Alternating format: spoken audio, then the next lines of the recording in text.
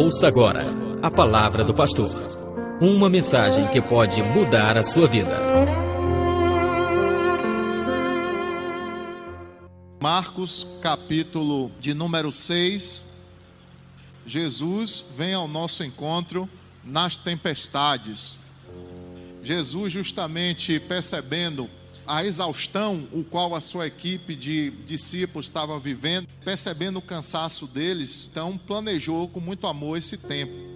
Os irmãos entenderem, nesse próprio capítulo diz que a exaustão dos discípulos por muitas vezes na missão era tão grande que eles até deixavam muitas vezes de comer, assim como aconteceu com Jesus. Nesse momento também, tanto Jesus quanto a equipe de discípulos, os 12, estavam um pouquinho tristes também, porque as notícias que haviam recebido não eram muito boas, porque haviam recebido recentemente a notícia que João Batista havia sido decapitado. E aí Jesus então manda os discípulos embarcarem, vai junto com eles até uma região próximo do Mar da Galileia, chamada Betsaida, e lá quando ele chega, tem uma multidão lá sedenta da palavra de Deus e sedenta também das mais diversas necessidades. Ali naquele momento, aquilo que havia sido planejado, aquele tempo de descanso, de refrigério e de renovo por discípulos, acaba sendo um tempo de trabalho, e os irmãos conhecem o texto, que é a primeira multiplicação dos pães e dos peixes. E ali tinha uma multidão sofrendo como ovelhas que não tinham pastor, e ali Jesus e os discípulos passam a ter o cuidado sobre aquela multidão. Aí Jesus então manda novamente os discípulos entrar no barco e voltar para a região de Cafarnaum. Só que naquele trajeto, algumas coisas acabaram acontecendo, entre elas a tempestade, que não foi uma tempestade comum. E ali Jesus despede primeiro os 12, manda eles embarcarem, depois despede a multidão debaixo da graça e sobe ao monte então para orar. E lá no monte, quando ele está orando, ele consegue contemplar a trajetória dos discípulos indo para dentro do Mar da Galileia e a dificuldade que eles enfrentaram por causa de uma grande tempestade. Mas Jesus estava ali vendo os discípulos, ele estava o tempo todo ali velando, não somente pelo cumprimento da missão, mas pela vida também dos seus discípulos, e principalmente nas horas das dificuldades, ele sempre estava ali contemplando e observando a vida dos seus discípulos. Por isso é muito importante já começar dizendo para os irmãos que eu não sei qual é a intensidade da tempestade e da luta da vida que você tem enfrentado, mas saiba que Deus, ele lhe vê. Ele vê você na sua luta, vê aquilo que se levanta contra você, e ele não está contemplando a sua vida de forma passiva, mas ele está exercendo a sua graça protetora sobre você, sobre sua família. Não importa qual sejam as circunstâncias, Deus tem poder e autoridade para intervir em toda e qualquer situação. E saiba que o Senhor está com você, meu querido. Ele disse que estaria conosco todos os dias até a consumação dos séculos. Então você não está sozinho nessa tempestade, não, em nome de Jesus. E aí o texto vai nos dizer como é que foi esse tempo dessa batalha. Diz assim a partir do verso 45: logo em seguida Jesus fez com que os discípulos entrassem no barco e passassem para Betsaida, no outro lado, enquanto ele mandava a multidão para casa. E depois de mandá-la para casa, foi ao monte orar. Quando anoiteceu, o barco estava no meio do mar, e eles sozinhos em terra. E vendo-os cansados de remar, porque o vento lhes era contrário, foi ao encontro deles andando sobre o mar pela 4ª vigília da noite, e queria passar adiante deles. Mas ao vê-lo andando sobre o mar, eles pensaram que fosse um fantasma e gritaram, pois todos o viram e se assustaram. Mas Jesus imediatamente lhes disse: tende coragem, sou eu, não temais. Então subiu para junto deles no barco, e o vento cessou. E os discípulos ficaram extremamente impressionados entre si, pois não haviam compreendido o milagre dos pães. O coração deles estava endurecido. Terminada a travessia, chegaram à terra em Genezaré, e ali atracaram. É interessante que mesmo obedecendo muitas vezes às ordens de Deus, nenhum de nós está imune a passar pelas tempestades. O texto diz que Jesus praticamente constrangeu, obrigou, compeliu, são vários sinônimos para dizer que Jesus então mandou os discípulos entrarem naquela embarcação e voltar para o outro lado, para a terra de Cafarnaum. Só que ao invés de receber benefícios pela obediência, vieram tempos de adversidade, porque por mais que a gente obedeça às ordens de Deus, isso não garante, quer dizer que o caminho que nos espera é um caminho de flores. Muitas vezes o caminho que nos espera, mesmo na obediência e na suficiência do Senhor, é um caminho de enfrentar tempestade muitas vezes. Então isso significa que a presença de problemas também não significa exatamente que estamos fora dos propósitos de Deus e nem que Deus esteja indiferente à dor, porque na hora da dor, muitos questionamentos cada um de nós o passa, questionamento que nós mesmos fazemos perante Deus, questionamentos que fazemos conosco mesmo, com a nossa alma, e questionamento que recebemos daqueles que estão também vendo o nosso sofrimento e as tempestades vindo sobre nossa vida.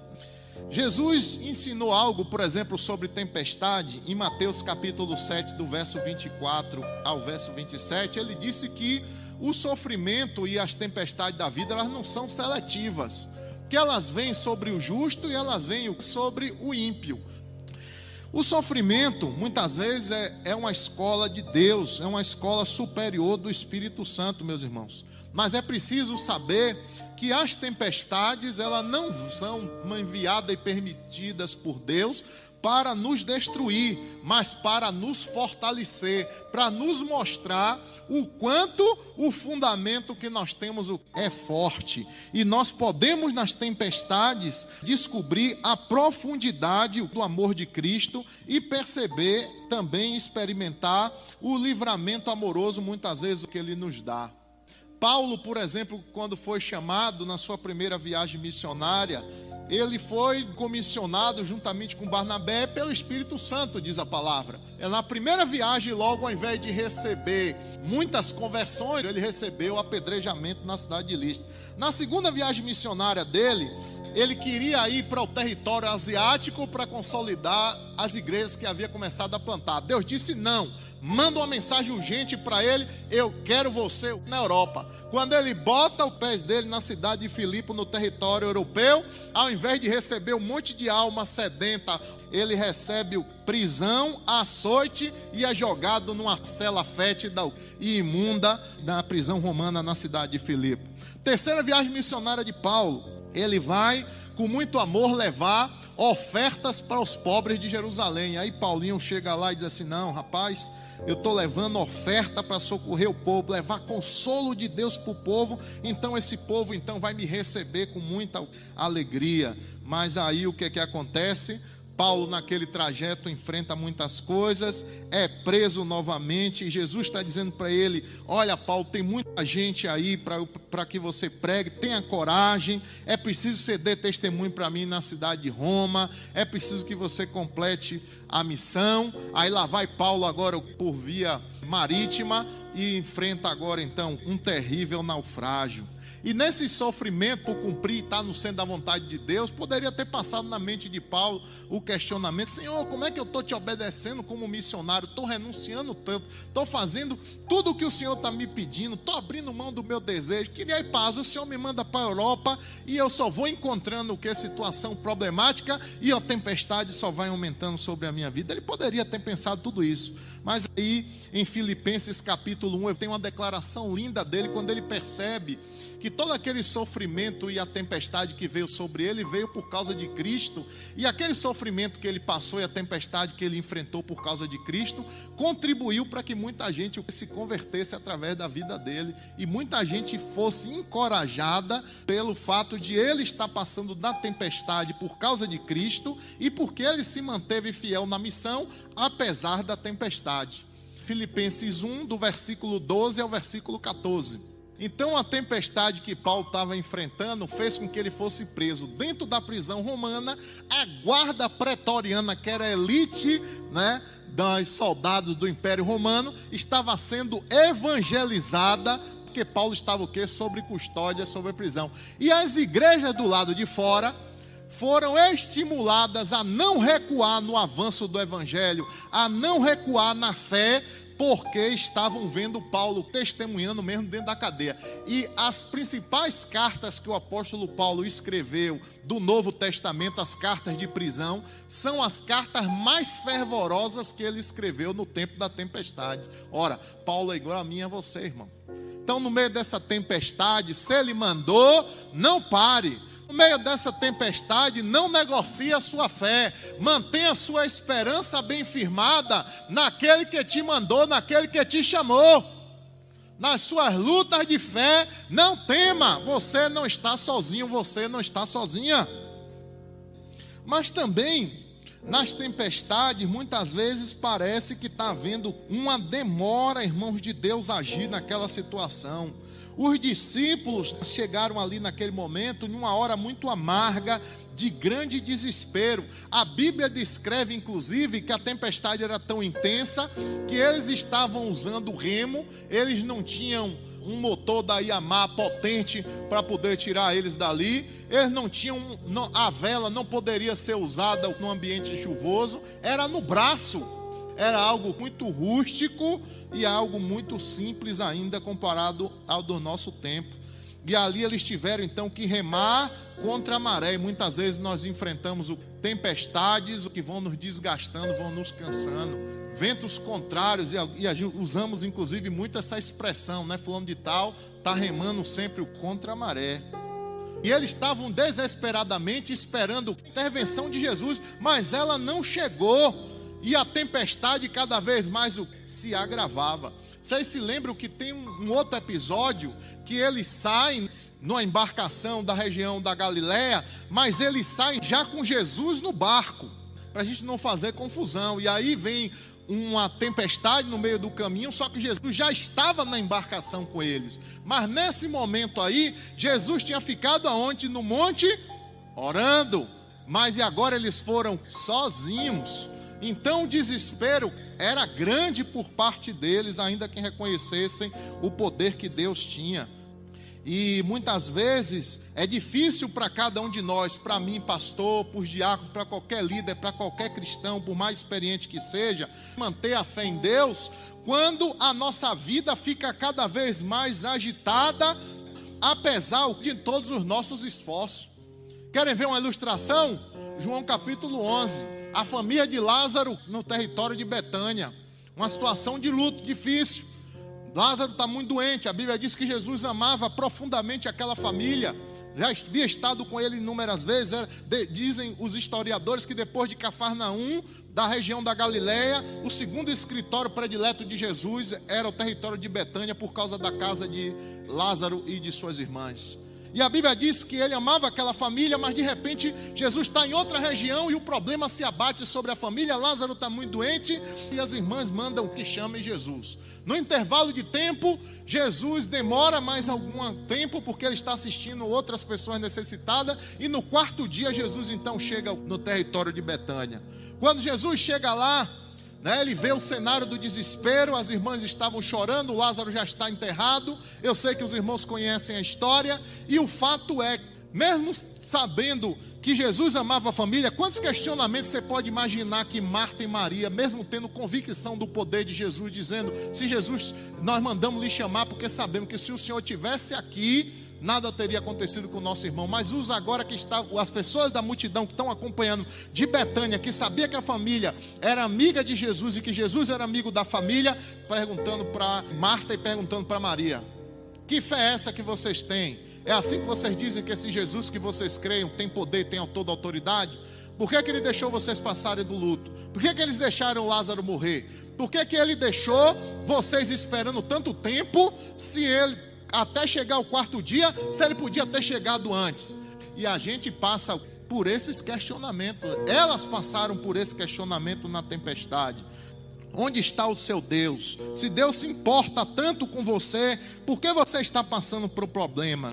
Se Deus ama você, por que você está doente? Por que você está sozinho agora nos braços da solidão? Se Deus é bom, por que Ele não poupou você ou a pessoa que você ama daquele trágico acidente? Se Deus é o Pai de amor, por que a pessoa que você ama foi arrancada de seus braços pelo divórcio ou pela morte? Meus irmãos, são questionamentos que muitas vezes acontecem, que muitas vezes sofremos diante das tempestades da vida. Mas eu quero dizer uma coisa para você e liberar uma palavra de esperança em nome de Jesus. Que Jesus não está indiferente ao drama e ao sofrimento que você está enfrentando, meu irmão. Por mais grave que seja essa situação, e às vezes você está orando e parece que quanto mais você está orando, a dificuldade está crescendo. Saiba que o Senhor está contemplando a sua vida. Ele trabalha para todo aquele que nele espera, e Ele não chegou atrasado na tempestade, mas Ele chegou na hora certa, e Ele tem a hora certa para agir nessa luta e nessa prova e nessa tempestade que você está passando. Amém? Ele nunca chega o que atrasado, Ele chega na hora certa.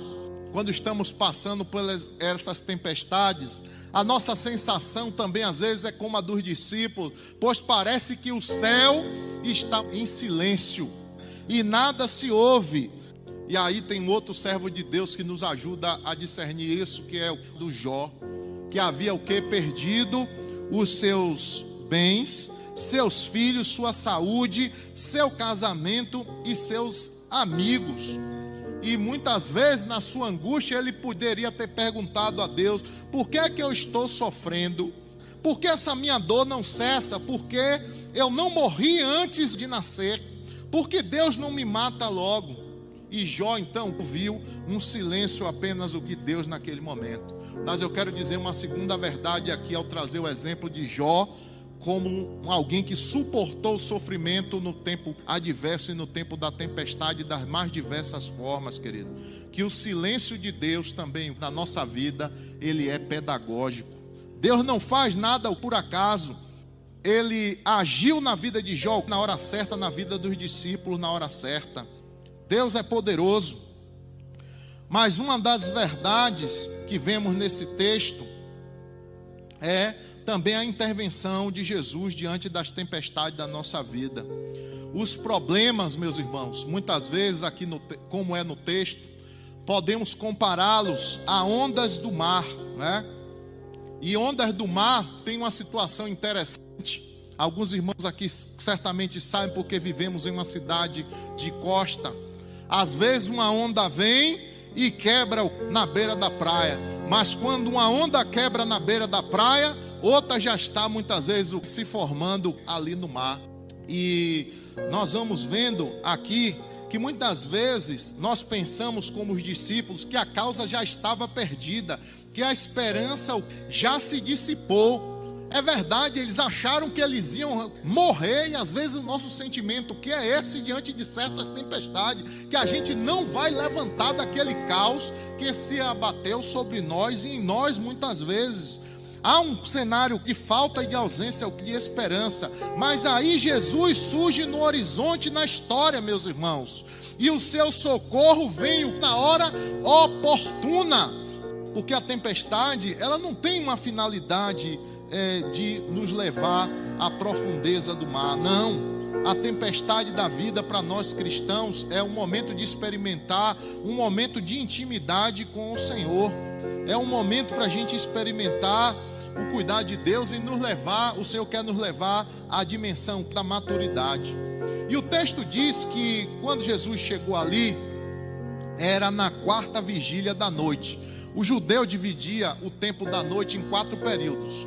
O primeiro período das 18 às 21 horas, o segundo período das 21 horas até as 24 horas, o terceiro período das 24 ou 0 hora como queira, até as 3 da manhã, o terceiro período, e o quarto período entre as 3 e as 6 da manhã. Quando Jesus mandou os discípulos saírem da região de Betsaida e voltar para Cafarnaum, eles entraram no barco no final da tarde. E quando finalmente eles chegaram no meio, preste atenção, no meio do lago de Genezaré ou da Galileia, ainda era nesse período da 4ª vigília da noite. Agora pense aí, quanta força, quanta energia, e eles estavam ali ainda no epicentro do furacão, no lugar mais profundo do mar ali, naquele cenário de desesperança. Então eles consideraram que aquele momento era o fim, era o momento mais perigoso da madrugada para eles naquele momento. E ali nós entendemos pelo texto que muitas vezes nessas dificuldades, uma hora dessa avançada e uma dificuldade como essa, nós temos a sensação de que nossos esforços estão sendo inúteis. Muitas vezes nós nos esforçamos, choramos, clamamos, jejuamos, mas o perigo muitas vezes ele não se afasta. E os problemas parece que se tornaram maiores do que as nossas forças. Mas quando tudo parece perdido, quanto mais a hora sombria da madrugada na nossa história, Jesus aparece para pôr fim na nossa crise. A Bíblia diz que quando Jesus vem até eles, Jesus vem pisando sobre as ondas. Ele tem esse poder, tem essa autoridade. E é interessante, aí Naum vai dizer, Naum 1 verso 3 diz assim: o Senhor é muito paciente, mas o seu poder é imenso. O seu caminho está no vendaval e na tempestade, e as nuvens são a poeira de seus pés. Oh Deus poderoso! Esse mar pode ser gigante e aparentemente imbatível para mim e para você, mas em nome de Jesus você vai vencer esse encapelado mar. Jesus é maior do que esse problema, do que essas crises que estão conspirando porventura contra você. Diante dele, todas as forças da natureza se rendem, porque ele tem poder e tem autoridade. Jesus, esse texto nos ensina que Jesus pode intervir, meus irmãos, na hora da aflição e da tempestade da vida para nos socorrer, porque ele não somente, como nós seres humanos, sente compaixão pelos que sofrem, porque isso faz parte da sua natureza, mas ele sente amor, mas ele também tem poder para salvar, tem poder para socorrer. Vamos lá, então ele tem poder para salvar, né? Ele tem toda a autoridade para resolver essa situação e para lhe socorrer. O texto também fala sobre quando Jesus vem ali até eles. A primeira sensação deles quando viram Jesus chegando foi pensar que Jesus era um fantasma, e o sentimento deles foi um sentimento de medo. Quem de nós não sente medo na hora que as tempestades como essa da vida vêm? A gente tem medo sim, o medo faz parte da nossa natureza humana.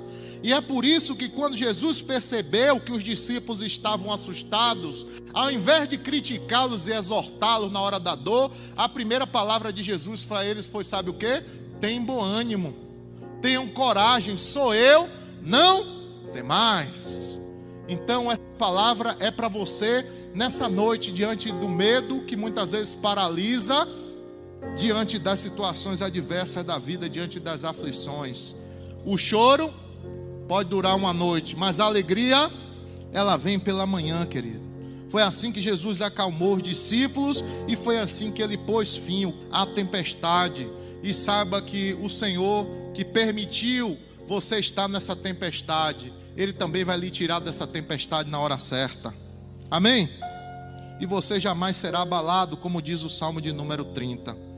E a Bíblia diz, então, por fim, que Jesus entrou na embarcação naquele momento, acalmando os discípulos, e eles seguiram ao porto seguro.